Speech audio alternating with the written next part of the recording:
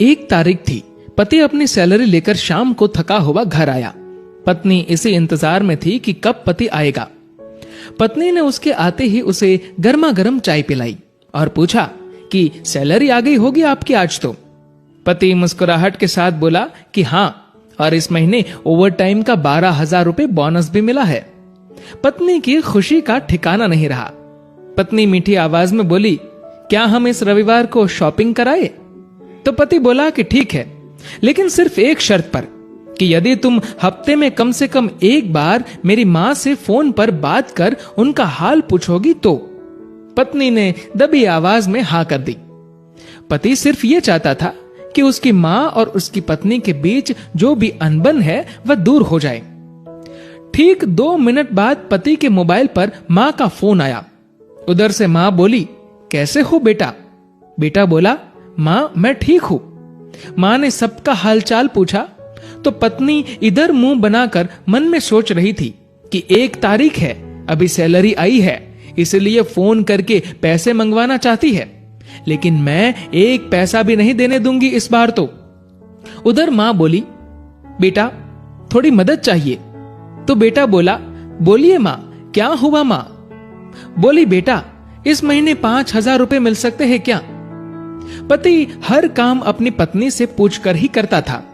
उसने ये बात अपनी पत्नी से पूछी तो पत्नी बोली कि बोल दो कि अभी सैलरी नहीं आई है। बेटे ने माँ से कहा कि माँ अभी सैलरी आने में टाइम है। माँ बोली, बेटा कैसे भी करके भिजवा दो प्लीज, हॉस्पिटल में इलाज के लिए चाहिए। पति ने ये बात पत्नी से दोहराई। पत्नी बोली, माँ से बोल दो कि सरकारी हॉस्पिटल में इलाज करवा ले।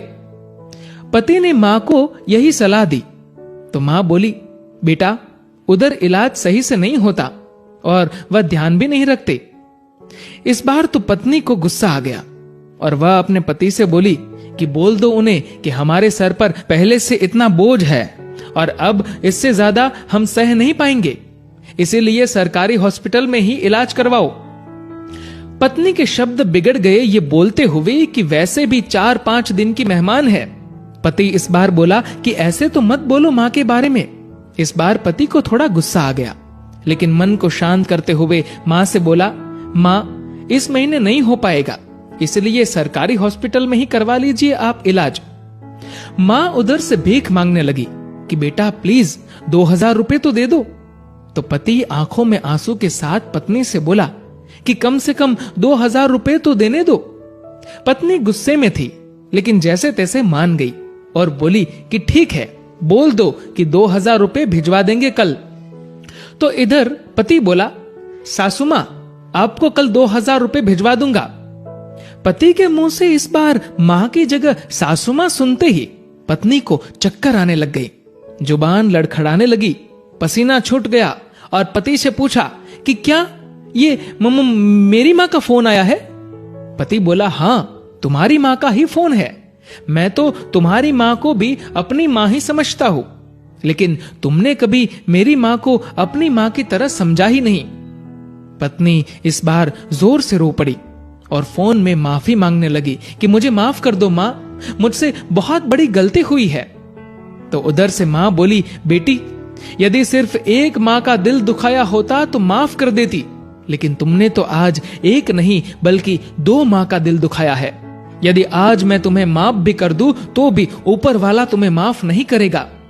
दोस्तों, ऐसा माना जाता है कि अगर ऊपर वाला भी मां का कर्ज चुकाने आ जाए तो वो भी कंगाल हो जाए। एक मां खुद मौत के मुंह में जाकर जिंदगी को जन्म देती है। उस मां का सम्मान करे। मां तो मां होती है, उसको मरने से पहले जीते जी ना मारे।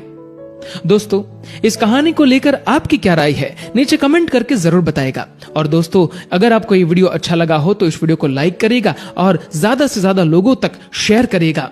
और दोस्तों, ऐसे ही और भी इंस्पिरेशनल वीडियोस के लिए सब्सक्राइब करें हमारे यूट्यूब चैनल को और फेसबुक पर फॉलो करें हमारे पेज को। धन्यवाद।